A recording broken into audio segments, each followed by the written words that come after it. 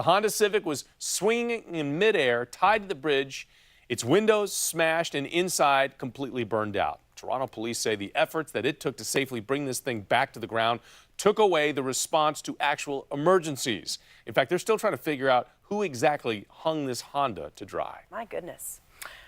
All right. Well, back here at home, you've heard about the gondola. Well, for years, in fact, people who live, work, or shop in Georgetown have had to contend with the difficulty of actually getting there on public transportation. So the idea for a gondola right alongside the key bridge between Arlington and Georgetown has been tossed around for years. Now, though, there is a new push to really make this happen. DC's Business Improvement District, Georgetown University, and the Federal City Council are all on board, saying now is the time. This is a decision point. So if the city, if the region sees this as a valuable improvement to augment our transportation network, we need to begin planning these projects because they do take some time. Critics say it's just as fast to walk, and it's not worth the $80 to $90 million price tag. An environmental study is next, and if that goes well, it would still be 2 to 3 years before any work begins. Well, time could be running out for a living history museum in McLean. Claude Moore Colonial Farm is in a contract dispute with the National Park Service.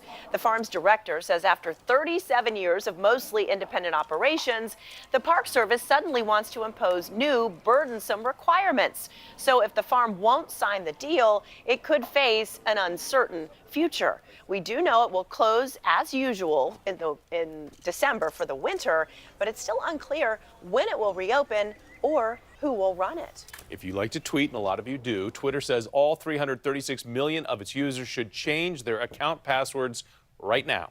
That warning after the company discovered a bug that saved users' passwords in a log without proper encryption. Twitter says the issue has been fixed, and while there's no evidence that passwords have been leaked or misused, you should change your password just to be safe. I did that tonight. Good for you. Yeah. I gotta do it. All right, well, speaking of technology, it has been credited with making plenty of things easier, but apparently it's also making it harder for kids to tell time. Listen to this. Schools in the United Kingdom have been replacing analog clocks in exam rooms with digital ones because teachers say students can't read the hands of the clock. They want students to feel as relaxed as possible when taking tests, and a traditional clock could be a source of unnecessary stress. Really? Really? I know. It's crazy. My head hurts. Bad news for the Maryland blue crab season, a change in the work visa. It's the process they go through to get the visa to come over here and work. It means that you're going to pay more for crab meat now. Yeah, for the first time this year, the Trump administration awarded the visas in a lottery. And previous years, it was first come, first served basis. Well, right now, nearly half of the crab houses in Maryland don't have workers to pick crab meat.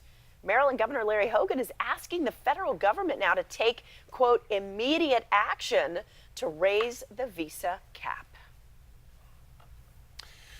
All right, not a bad assignment for our Bill Kelly today. He kicked his Weather on the Go segment into high gear today at the Autobahn Indoor Speedway in Manassas, and he was rocking it. That was fun. We're setting that up. I'll give you a little sneak peek. We're going to do some other things in this kind of arena where you have the camera attached to certain things, and we go on. Not the easiest thing delivering a forecast while driving at 30 miles an hour. But at least they took down the analog clocks, so you weren't stressing as you were ripping around the track. You knew what time it was. Very stressful to try to figure it out. Tomorrow we're going to be there at the Lincoln Memorial for Music at the Monuments. That'd be we great. invite you to come on down. It's the first one of the season, and that's where it's going to be doing Great. some salsa dancing tomorrow. Ooh, are you going to dance? I might. Yes. I can't promise anything, but I think I'll say yes. How about that? I Love can't it. say it's going to be good, but it'll be fun.